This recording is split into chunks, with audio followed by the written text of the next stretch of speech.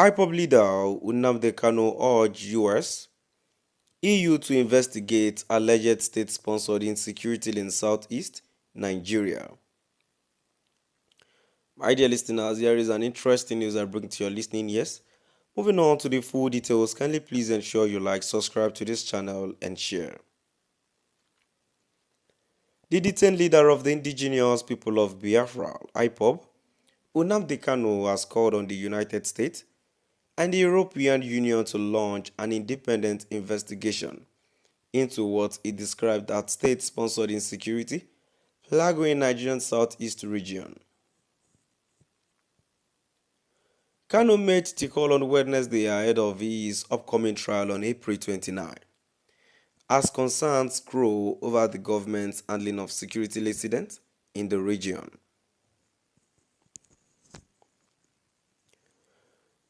According to Kanu's special counsel, Aloy Ejimako, the IPOB leader made the call when he met with his legal team on Wednesday to discuss what he claims are strategic attempt by the Nigerian government to discredit the group by linking it to a series of recent violent raids in Imo and Anambra states.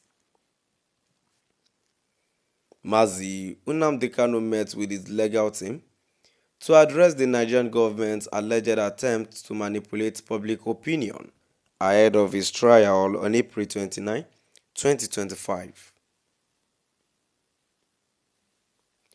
Mazi Nnamdi Kanu highlighted concerns over deliberate efforts to falsely link the indigenous people of Biafra, IPOB, to fabricated raids in Imo and Anambra, describing these as state-sponsored tactics to deflect attention from global campaigns from his release.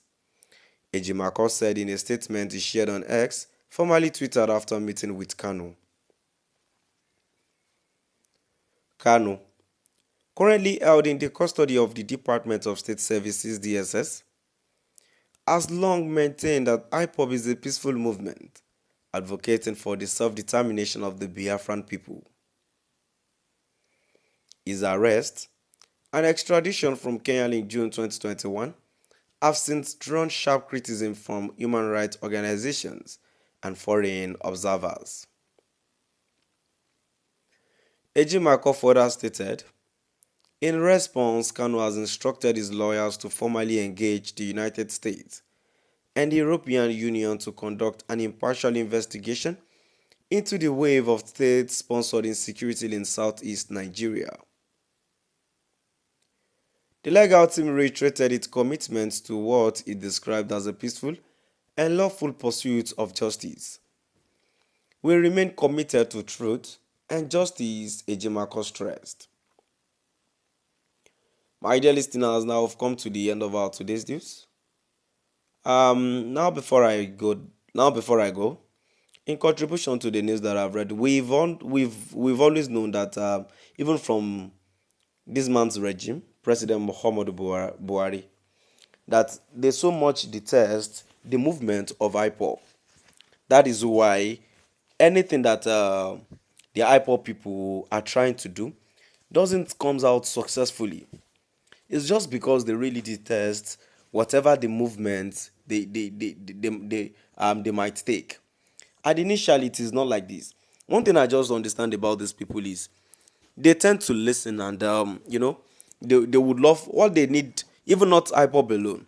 What the whole world needs now, the whole country is communication.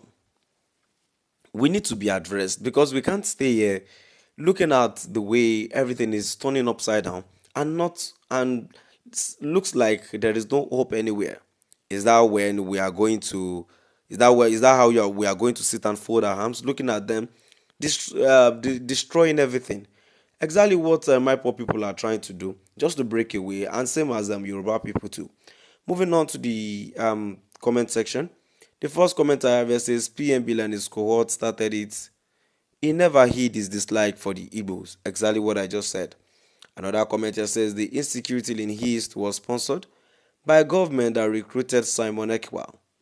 I know by now he will be crying and regretting working for evil government. I warned him against working for government against IPOB, and Mazi Nnamdi Kanu insulted me and blocked me. A comment to says the insecurity is being sponsored by federal government to blackmail the peaceful movement, but trust me, we're ahead of them. The real terrorist called Nigeria, long live our leader, MNK. But with myself, let's be honest, the only reason I think they are still holding Nnamdi Kanu is because they know the moment he walks free. But Ireland is Fulani Cattle are on the express train to the ICC. They are not detaining him for justice. They are detaining him out of fear.